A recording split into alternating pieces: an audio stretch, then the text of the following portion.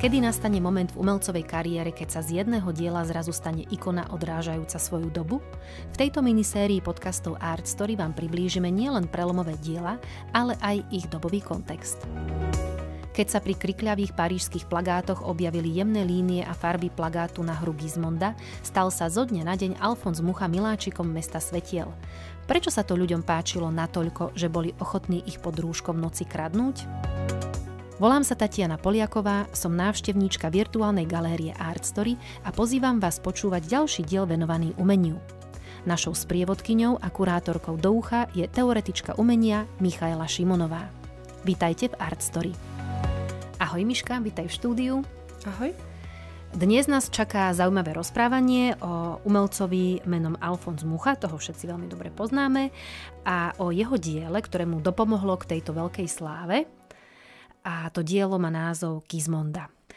A poďme si ho na úvod predstaviť, ale ešte predtým poviem, že link na toto dielo si môžu poslucháči pozrieť cez popis k tomuto podcastu, aby vedeli, o čom sa bavíme. Viac nám samozrejme povie Miška. Ďakujem. Ja som si dnes zvolila dielo, ktoré možno nie je najslávnejšie, ak sa povie meno tohto umelca, o ktorom budeme hovoriť, ale minimálne má veľmi zaujímavú históriu a dalo by sa považovať za prelomové dielo v jeho kariére. Tak teraz by som rada predstavila našim poslucháčom, že prečo práve toto jedno dielo znamenalo taký veľký skok pre Alfonsa Muchu. Toto meno je veľmi známe nielen v strednej Európe, ale aj celosvetovo a jeho estetický štýl si získal mnoho priaznívcov, či už z Ázie, z Ameriky alebo z Európy a často ho vidíme reprodukovaného. Takže jeho či už plagáty alebo maľby sú veľmi obľúbeným dekoratívnym prvkom až do takej miery, že niektorí to tak zlomyselne nazývajú gíčom, ale na druhú stranu gíč ako niečo, čo nám cieli na emócia, čo je priemyselne vyrábané, spĺňa túto definíciu, aj keď si myslím, že tým tak trošku nespravodlivo odsudzujeme Muchu, pretože na tú dobu, kedy vznikol ikonický plagát, o ktorom sa budeme rozprávať, tak vtedy to bolo niečo nové, niečo svieže a určite nie niečo, čo by spadalo do kategórie gíču. Dalo by sa povedať, že to bol taký náprotivok vtedajšieho gíču, paradoxne. A konkrétne budeme hovoriť o jednom plagáte. Možno vám to meno nič nepovie, ale podľa mňa, keď si ho pozrite, tak ako povedala moja kolegynka online, tak minimálne tam spoznáte niečo také, čo vám povie, aha, jasné, veď to som už niekde videl, niečo podobné, alebo tých, ktorí sú už viac znali umenia z našich poslucháčov, si povedia, veď to je klasický Mucha. Ale teraz si povieme vlastne, v čom bol klasický, prípadne ako k tomuto došlo. A je to taký príbeh trošku, ako hovoria po anglicky rags to riches, alebo taká popoluška na tento spôsob. Čiže aj to s týmto súvisí. Plagát ako taký pochádza z roku 1894 až 95. O 94. bol totižto vytvorený, ale až v 95. bol distribuovaný a mohli ho vidieť Parížania, takže preto sa častokrát uvádzajú obe roky pri jeho vzniku. A ja by som ale predtým, ako začnem hovoriť o tomto plagáte, povedala trošku niečo o tej dobovej estetike, viete, aby sme to vedeli lepšie pochopiť v tom kontexte vtedajšieho Paríža. Lebo tento plagát vznikol v meste svetiel, v nádhernom Paríži, do ktorého Mucha šiel kvôli tomu, že doma sa mu nedostávalo uznania, aké si podľa neho zaslúžil, prípadne sa chcel inšpirovať aj novým štýlom a Paríž ako mesto a veľká meka pre umelcov bola skutočne jedna z veľmi rozumných a logických volieb, aj keď Mucha sa už vtedy etabloval v rámci okruhu strednej Európy, takže nehovoríme teraz, že on tam prišiel ako, viete, videdenec z tohto prostredia. To je tiež jeden taký z mýtov kvôli tomu, že sa nedostal na Akadémiu umení v Prahe, tak to je taktiež jeden z mýtov, že nebol prijatý, ale zase potom sa mu celkom darilo v rámci Nemecka a Rakúska týchto oblastí, lebo tam na to bola trošku lepšia pôda. Ale vrátime sa späť do Francúzska a do Paríža. Keď tam vládla secesia, nové umenie, nový prístup, ale zároveň, čo pomohlo Alfonsovi Muchovi, bola paradoxne industrializácia. A to takým spôsobom, že keď bol výrazný pokrok v spoločnosti ako takej, tak zároveň sa vyvíjala aj poligrafia, čiže tlačový priemysel, a k týmto nevyhnutne patrila aj reklama, pretože keďže bola tá priemyselná revolúcia, išlo aj o zvýšenie výroby, o zvýšenie kúpyschopnosti, ak to môžeme takto ekonomicky povedať, toho publika, takže vznikali aj nové divadlá, tým pádom bolo to mnoho viac dosiahnuteľné, ako dajme tomu pred 150 rokmi alebo 100 rokmi. A práve preto malo veľmi veľa umelcov zákazky od grafických štúdií alebo takých predchodcov grafických štúdií. Ono to reálne boli tlačiarne, ktoré zadávali tieto zákazky. Takže málo kedy šlo priamo o to divadlo napríklad alebo o ten obchod, ktorý potreboval reklamu. No a práve toto zaujímavé spojenie remesla, užitočnosti a originálnosti, čiže pridať nejaký originálny aspekt do niečoho takého remeselného, takého, čo máte pocit, že veď tam to umenie, kde chcete hľadať a zrazu napríklad napasujete umenie na plagáty, tak práve to bolo niečo, v čom Mucha zabodoval, pretože veľa týchto plagátov bolo iba veľmi nudných. Áno, tak ako máte dnes letáky, dajme tomu, už máte tam iba napísané, že čo predávajú, za koľko, prípadne je tam nejaká akcia, nejaký kontakt, ale Mucha ako keby to pozdvihol spolu s ďalšími autormi. Nebol prvý, nebol v tomto prelomový, čiže bolo to niečo, na čom on už stával. Ale v čom bol prelomový je to, že on sa odklonil od vtedajšieho takého veľmi kričiaceho štýlu, viete, lebo tá reklama bola taká, že chceme vás prilákať, chceme tam dať nejaké žiarivé farby, niečo také latrekovské, Tulu Latrek, ak si vygooglite jeho plagáty, tak sú veľmi také farebné, také veľmi živé. A práve Mucha sa proti tomu postavil takým štýlom, že chcela, aby plagát bol sám o sebe umeleckým dielom, že aby neslúžil iba na to privolanie diváka, ale aby to bolo aj niečo, čo samostatne vie fungovať ako umelecké dielo. Niečo estetické. Áno, presne tak. Niečo také, čo dekoruje ten priestor. Čiže nie len vyzýva na kúpu alebo napríklad na návštevu, ako to boli tie Lautrekové reklamy na Moulin Rouge, slavný kabaret, ktorý dodnes funguje. Áno, že tam proste ste skutočne videli tie farebné sukne, áno, tie trošku také odhalené členky a nohy. A to bolo práve na to, že aha, a ja to chcem vidieť naživo, lebo stále sa to považovala za niečo také wow v tej dobe. To je ako keby ste nezdali stripterku na plagáty, áno, že má to za účel taký trošku šokantnej reklamy. A práve Mucha sa proti tomu odklonil s tou svojou eleganciou alebo s takým poňatím, ktoré sa približovalo napríklad britskému poňatiu. My tu máme časť o Jane Morrisovej ako múze, tak práve jej manžel bol zakladateľom a zástancov tzv. Arts and Crafts Movement, čiže aj to remeslo by malo mať alebo mohlo mať takú tú vyššiu umeleckú hodnotu. Áno, že aby to nebolo iba nejaké nízke umenie. Aj tá samotná Jane Morrisová robila návrhy na rôzne tapisérie a látky. Čiže skutočne tam bola možnosť realizácie a budovania na takom tom, by som povedala, nižšom umení, viete, z toho kunsthistorického hľadiska. No a práve tento plagát bolo možné vydať v takej podobe, aká sa nám dochovala a v akej ho dnes môžeme vidieť, hlavne v online zdrojoch, alebo prípadne niekde vystavený v galérii, alebo v múzeu, alebo u súkromného zberateľa, tak to sme mali vďaka aj vynálezu litografie, tak to nám vlastne veľmi pomohlo tým, že tá litografia bola už farebná. Áno, keby to bolo čierno-biele, možno by to nemalo taký efekt, pretože práve tie farby zohrali veľmi dôležitú úlohu, pretože v pôvodnej skice, ktorá sa nám inak zachovala, čiže v pôvodnej maľbe, tak boli tie farby o mnoho ostrejšie. Takže používal takú paletu ako doboví tvorcovia plagátov z tých umeleckých kruhov. Teraz nehovorím iba o tých, čo štilizovali písmo, ale vyslovene o tých, ktorí aj maľovali. A on túto farebnosť pôvodne použil na maliarsky návrh, pretože ten pôvodný návrh teda bola maľba na základe skíc.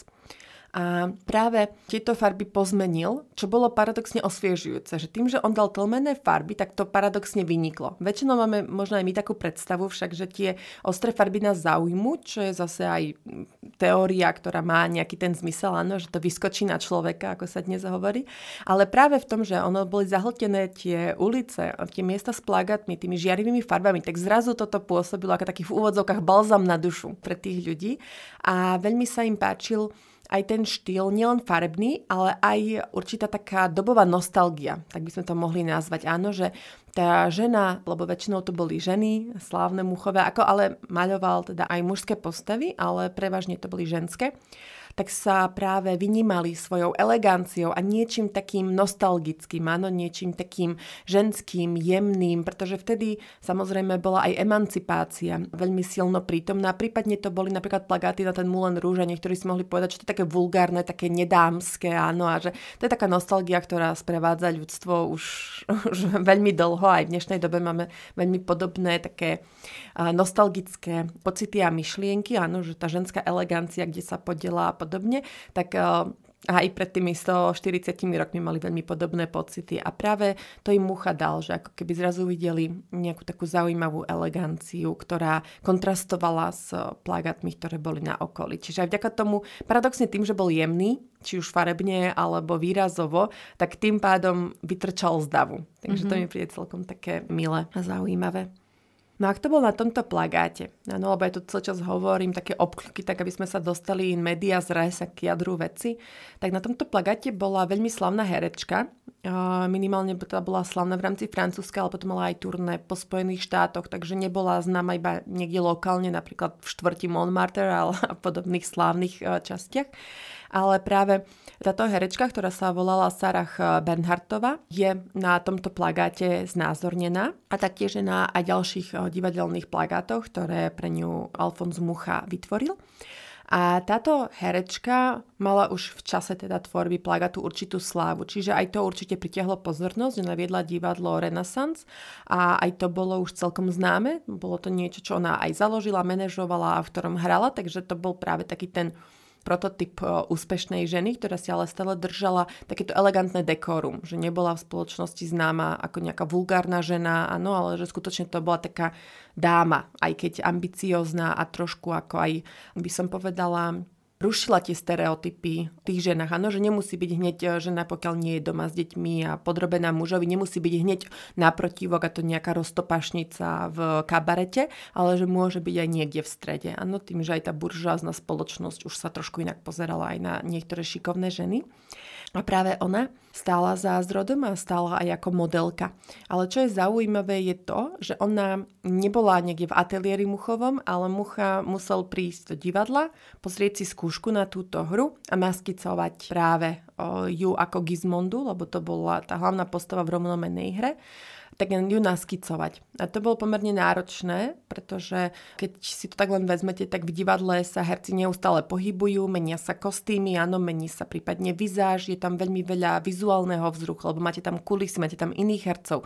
A taktiež na vás idú aj zvukové vnemy z toho, čo rozprávajú. Takže bolo to pomerne náročné, ale tá skica bola taktiež veľmi zaujímavá, že nebolo to nič provokatívne, nebolo to ani nič, by som povedala, také patetické, ak hovoríme teda o prílišnej teatrálnosti, ale skutočne to bola žena, ktorá hrdo stála a ktorá držala v ruke palmovú, nie olivovú, ale palmovú ratolesť, pretože to bol výjav z hry.